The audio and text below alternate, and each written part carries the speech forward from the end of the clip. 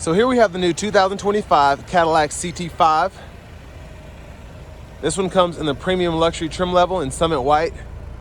And then we have the Sahara beige leather interior. For the powertrain, we get that standard 2-liter turbocharged 4-cylinder engine. That's made it to a 10-speed automatic transmission. And a few neat additions for the 25 model year over the 24. Most notably is going to be this new front fascia here. It kind of gives me the Blazer EV and Cadillac XT4 vibes there. You get the longer headlamp housing. Again, LED headlamps, and then the LED daytime running lights, or the signature lights, are there on the side there. And the more I look at it, the more I really like it. Kind of with the XT4. When it first came out, I thought it was weird, and it grows on you. Now over here to these wheels, this might be the only option on this CT5 in particular. These are going to be the 19-inch diamond cut alloy wheels, which I really like, especially on this Summit White here. It really helps it stand out, makes it elegant yet subtle. Now we get passive keyless entry on the front doors, power door lock controls, power windows, or power mirrors, excuse me, are here. Rear window lock. Then we do get one-touch automatic up and down windows on all 4 doors. Memory seat functions are here. Trunk release is there. Standard on the premium luxury trim, we do get a 15-speaker AKG sound system. Here we have our electronic parking brake. Hood release is there. Power tilt and telescoping steering wheel. And here's the power driver's seat. And we do get 4-way power lumbar support there and massage function. So now I have that seat up front adjusted for someone of my size, being 6'3" with longer legs. So we're gonna check out this rear seat room. But a big thank you to Cadillac of Murfreesboro here in Murfreesboro, Tennessee, for allowing me to review this CT5 Premium Luxury today. I'll leave a link below in the description. And if you're looking to find the best deal on a CT5 in your area, make sure you click that link down below. Fill out that info, takes about a minute or two, and then you can get your local dealers fighting to get you that best price on one of these. But space back here is pretty good. Now, with these being the more adjustable seats, these are a bit wider in stature. I have a little bit more room. I could probably lean the seat up a bit more to fit back here. Biggest thing is with the ultra view sunroof though, that does cut in on your headroom back here. So my hair, and I'm getting it cut today, but it is kind of brushing the top of the headliner there. But rear AC vents are here, USB-C charge port, 12 volt. View of the front from back here. And I do like the new infotainment system and all that, and we'll get to that here momentarily. Again, like in the XT4 with those updates. The bottle holders are here in the middle, grab handle, and then you can hang a hanger there if you want to hang a pair of pants or something like that. Now I'm going to show you the window sticker here after a while, but just right off the top, this sticker's for right at around $50,000. I think it's like $50,090. And I've said this about the CT5 before, but I just love that you get so much luxury in a car that looks really good, and it's still a relatively good price point, especially for this to be one of the higher trims. But LED tail lamps, dual exhaust. Quick look underneath the vehicle. And it is early today, so please excuse my shadow. But it's gonna get up to 90 pretty much for the rest of the week, so I wanted to get out here and do this before it got too hot.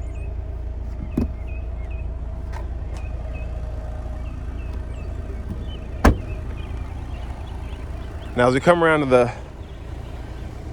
passenger side in the rear, fuel fillers there. Premium's recommended to get full horsepower output. Not required though. And then if you ever want to fold the seat down, grab the lever here. And then that'll fold flat. You can run longer objects through to the front, and then pretty easy to lock it back into place. Top tether for the car seats there. And then your bottom anchors are right there.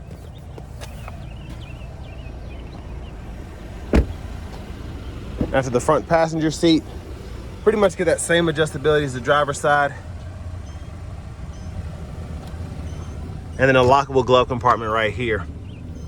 And we get that kind of felt inside there, which I like. Makes a big difference, just makes the vehicle feel more luxurious. Now we do get blind spot monitors in the side mirrors, and out of that window sticker, y'all can pause anywhere you want to take a closer look at anything. And again, that option is those 19-inch alloy with diamond cut midnight silver finish wheels. It's a long name, but they look very good. And still get pretty good gas mileage here with 23 city, 32 highway. Now coming back around to the front, I just want to take one more look at the front fascia before I show the engine bay. This is a very interesting take, but it does make it stand out. It is different.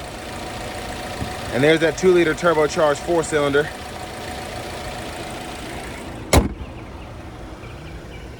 Let's go ahead and hop in the driver's seat next.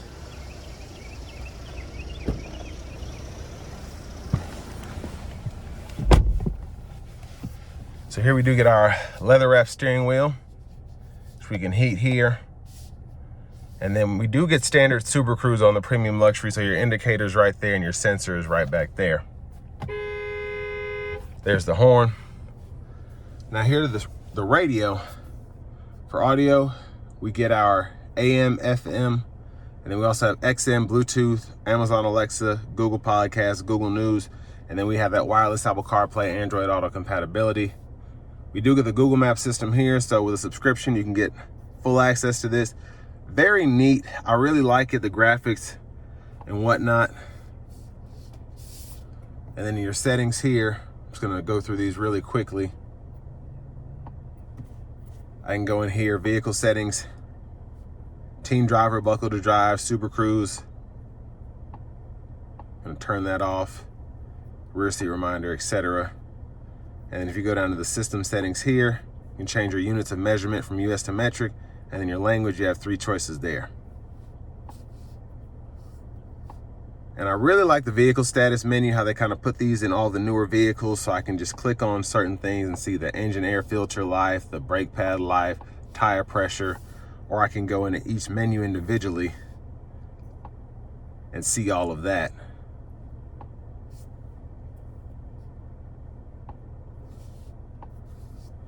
And then if you don't want to use the touchscreen, you have another way to do that, which I'll show you here in a minute. We get ambient lighting, and then we have our dual zone automatic climate controls,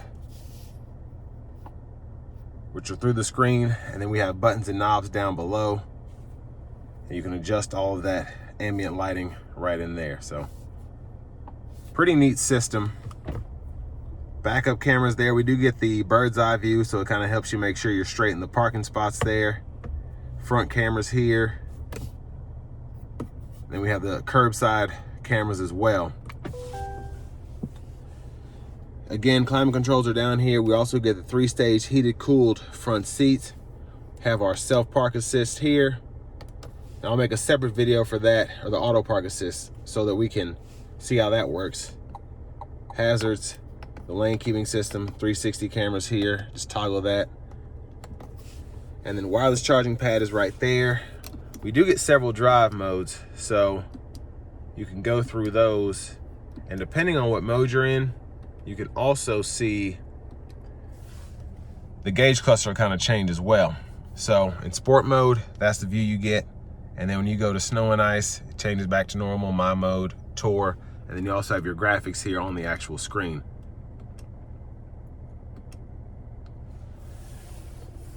But traction control, auto stop, toggle, auto hold. And then for the shifter, hit this button on the side, pull down for drive, tap for manual, hold up for neutral, hit the button, pull all the way up for reverse, press P for park. And then this is where you can go through your radio controls here. This is for volume, so you can turn that up or down, click to mute, hold to power the system down, and then you have your shortcuts for vehicle info, the maps, phone, audio, then your home there. And if you want to scroll through using this knob, you can. It's actually pretty intuitive, and I've said this before about the newer Cadillacs having this. Center console cubby space. You do get a 12-volt USB-C and a USB-A port. And then up here, universal home remote, LED dome lights, and then these are the controls for the Ultra View roof. So we can tilt or slide. So one touch, slide there. Pretty easy to use. And there's a view of the back seat from up here. I'm gonna close that back. And then for the vanity mirror, there's that. Now back to the steering wheel. Blinkers are over here. High beams, flash, then you have your auto high beam. You can toggle those there. You do get automatic wipers, so one time off, auto, low, high. And we can adjust that auto sensitivity there. Pull up for that front wiper fluid. We do get the nice paddle shifters behind the wheel itself. And then cruise is here, so you can turn that on or off. Adjust the gap for the adaptive cruise, cancel and all that, but mute, voice recognition, and then we do have the super cruise. So once the adaptive cruise is on, you hit that and you'll get that indicator up. So we'll show that on the test drive later on. We can go through our track list of radio station favorites here, and then audio, we can go through those sources here, phone, and then we do have volume controls as well that we can toggle up or down. And then finally over here to the left side, this is where we can change the views. So I have the gauge map up here. There's a clean view there. And then there's the map view. And then if you click over here, you can go through your trip. So you can toggle that or just have it blank, and then you can hold that to reset the trip itself. And then it'll kind of give you a meter there, and then you're good to go. Push button start is hidden back there. And finally, here's our key fob with remote start.